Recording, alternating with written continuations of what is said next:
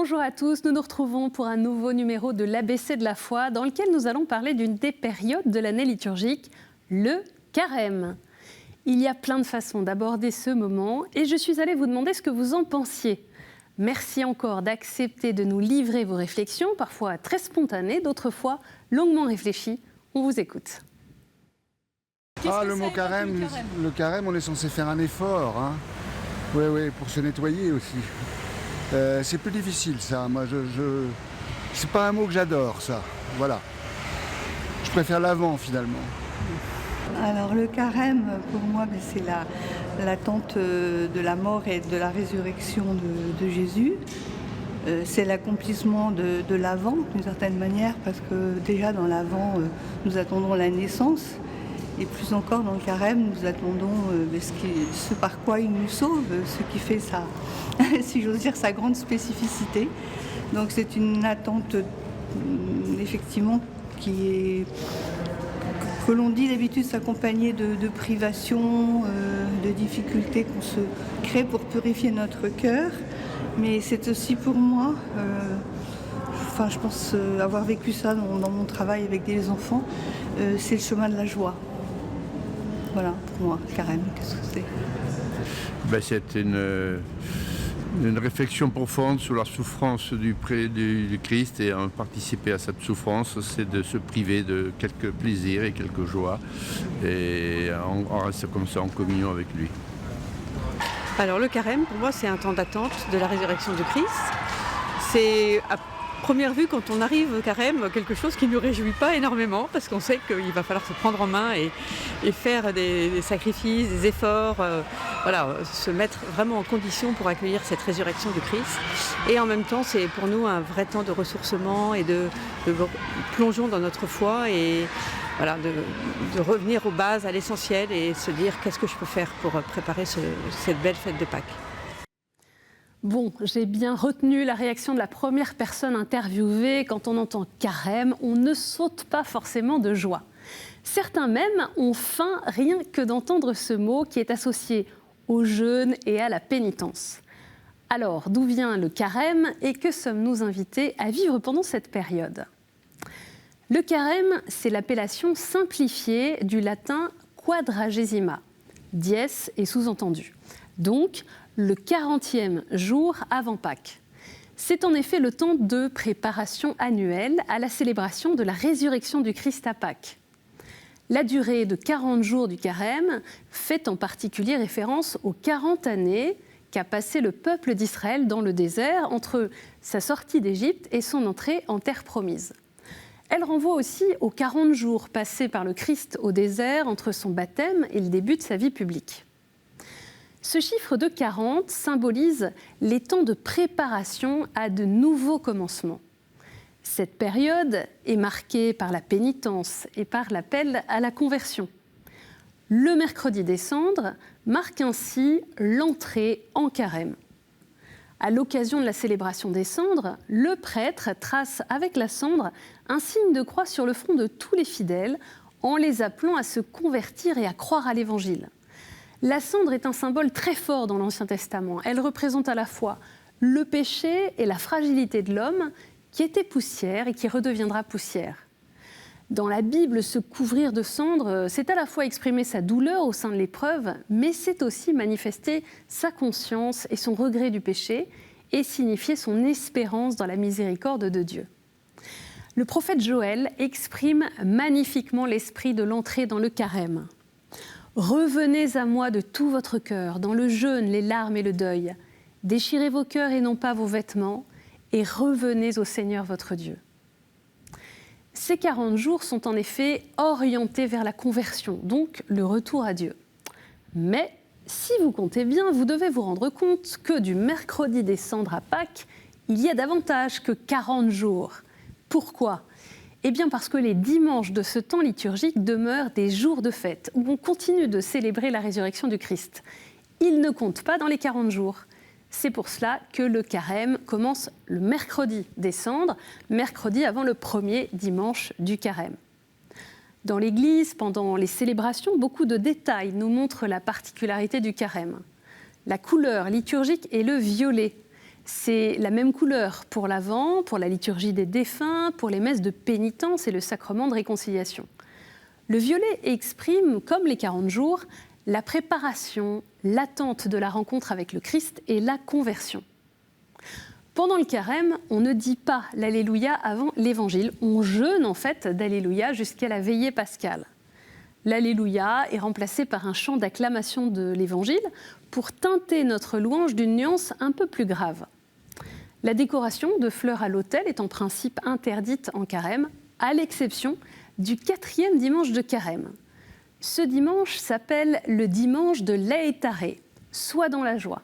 Il est comme une pause au milieu de ce temps liturgique en marche vers la joie de Pâques. Ce jour-là, la couleur liturgique change, c'est le rose. Et ce n'est pas un rose palichon, mais un rose fuchsia, en quelque sorte un violet, qui aurait reçu quelques gouttes de blanc en signe visible de la joie qui commence à envahir le catholique à la perspective de Pâques qui approche. Cela nous rappelle l'objectif ultime du carême.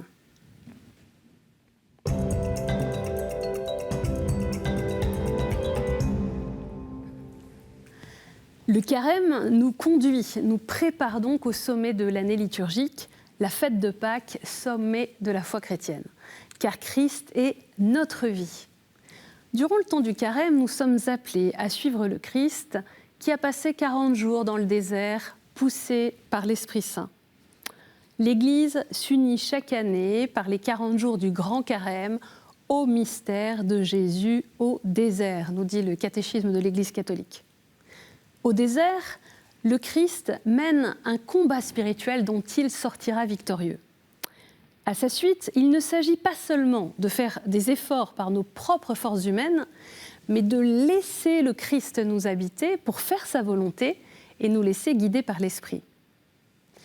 Durant le carême, nous sommes invités à nous donner des moyens concrets dans la prière, la pénitence, le jeûne et l'aumône, le partage, pour nous aider à discerner les priorités de notre vie, à la désencombrer de tout ce qui nous éloigne de Dieu et à remettre le Seigneur au cœur. Dans l'Évangile, on voit d'ailleurs combien le Christ n'a jamais séparé dans son enseignement le jeûne de l'aumône et de la prière. Le chapitre 6 de l'Évangile de Matthieu commence ainsi. « Ce que vous faites pour devenir des justes, évitez de l'accomplir devant les hommes pour vous faire remarquer. Sinon, il n'y a pas de récompense pour vous auprès de votre Père qui est aux cieux. Ainsi, quand tu fais l'aumône, ne fais pas sonner la trompette devant toi. Et quand vous priez, ne soyez pas comme les hypocrites. Et quand vous jeûnez, ne prenez pas un air abattu. » Cette parole nous rappelle la finalité profonde de l'aumône, de la prière et du jeûne orientée vers notre Père du ciel. Parmi les commandements de l'Église, on trouve ainsi le fait d'observer le jeûne le mercredi des Cendres et le vendredi saint. Les fidèles adultes et valides y sont tenus.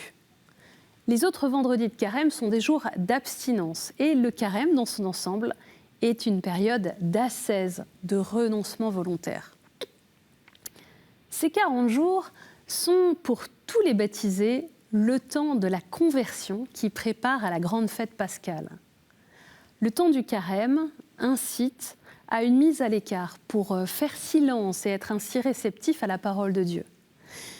Et les évangiles de chaque dimanche de carême nous mettent en présence du Christ, nous révélant un peu plus son visage, nous invitant à nous en remettre à lui et à le suivre jusqu'au Père. Il est bon de commencer ou de conclure ce temps du carême par une cérémonie pénitentielle pour préparer la célébration du mystère pascal à travers un temps de réconciliation. Et l'Église catholique considère d'ailleurs comme obligatoire de confesser ses péchés graves au moins une fois par an. Le carême est aussi le temps de l'appel au baptême des adultes qui a lieu à Pâques. Plusieurs étapes du catéchuménat ont lieu pendant ce temps liturgique, l'appel décisif au baptême et ce qu'on appelle la célébration des scrutins. Enfin, la célébration du baptême et de la confirmation a lieu le plus souvent à la veillée pascale. Le soutien des baptisés envers les catéchumènes est une de leurs tâches essentielles durant le carême, comme le souligne le rituel. Au temps du carême, temps de purification et d'illumination, les fidèles seront assidus au rite des scrutins et des traditions et apporteront aux catéchumènes le témoignage de leur propre renouvellement dans l'esprit de pénitence, de foi et de charité. À la veillée pascale, ils auront à cœur de renouveler les promesses de leur baptême. Le carême se termine et culmine durant la Semaine sainte, la semaine qui précède Pâques. N'oublions pas que si le carême est un temps de pénitence, il est également présenté par la liturgie comme un temps de joie, puisqu'il est déjà éclairé par la lumière de Pâques. La résurrection du Christ est déjà présente dans la pénitence du carême, qui aide le chrétien à mourir à lui-même pour revivre pleinement en Jésus ressuscité.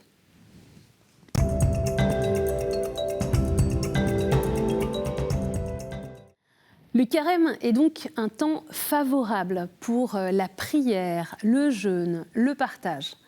Alors, à quel petit plus sommes-nous chacun appelés pour que Dieu soit davantage au centre de ma vie et que nous soyons davantage attentifs aux plus pauvres ? Chaque année, le pape publie un message de carême. En 2021, le pape François nous avait présenté le carême comme un temps pour renouveler notre foi, notre espérance et notre charité. Il peut donc être bon de prendre le temps de lire ce message cette année et de demander au Seigneur ce qu'il veut pour moi aujourd'hui. Troisième orientation toute simple, confions à la Vierge Marie ce temps de carême. Remettons-lui notre désir de conversion et laissons-la nous guider pas après pas vers son Fils ressuscité en orientant nos efforts vers la suite du Christ.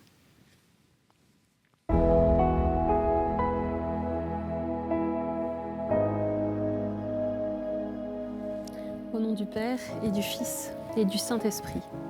Amen.